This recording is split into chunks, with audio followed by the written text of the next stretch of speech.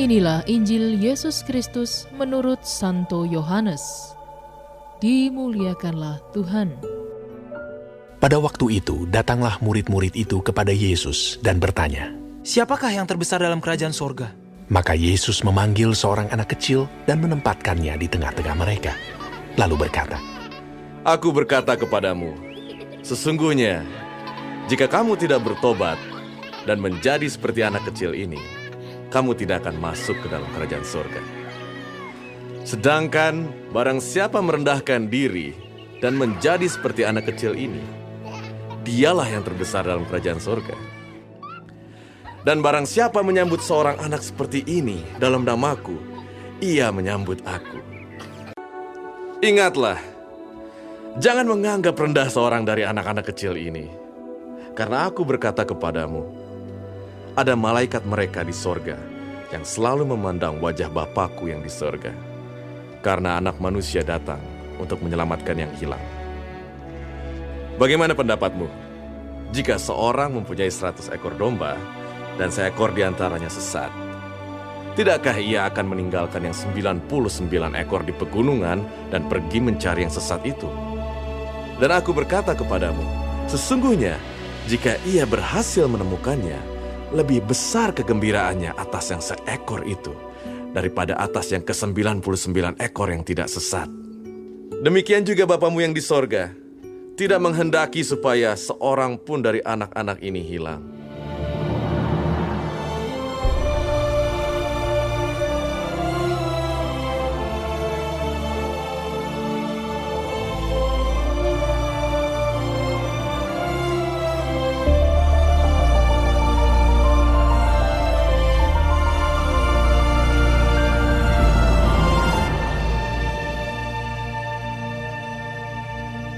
Demikianlah Injil Tuhan.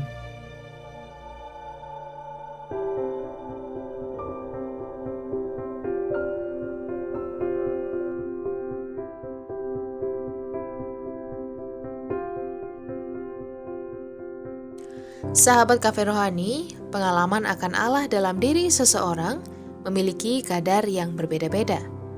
Seseorang bisa mengenal Allah secara lebih dekat ketika ia sungguh-sungguh mau terbuka akan kehadirannya.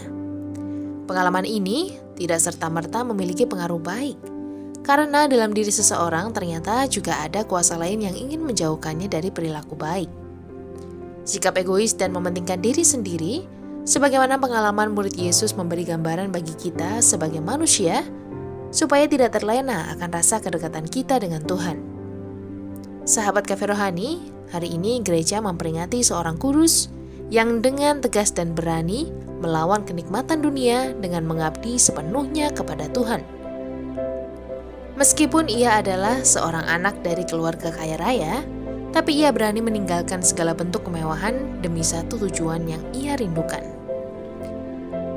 Beberapa bulan terakhir kita diajak secara sungguh-sungguh untuk merenungkan kembali jati diri kita sebagai manusia.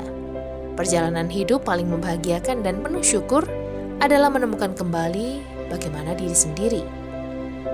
Kemajuan zaman yang sangat pesat, pesta pora dan kesibukan yang tidak pernah berhenti, secara serentak akhirnya dipaksa harus ditinggalkan akibat adanya virus. Pengalaman ini tentu saja membuat kita terus berpikir akan apa yang sebenarnya sedang terjadi. Tapi di lain sisi, pengalaman ini juga mengingatkan kembali akan jati diri kita sebagai manusia yang utuh. Lewat Injil hari ini dan pengalaman Santa Clara, kita diajak kembali untuk melepaskan diri dari sikap ego dan kembali kepada Tuhan sebagai tujuan akhir hidup kita. Selamat menikmati menu hari ini.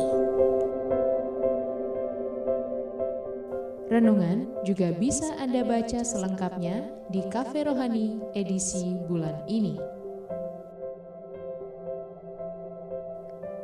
Dengarkan juga renungan ini di radio.karmelindomedia.com.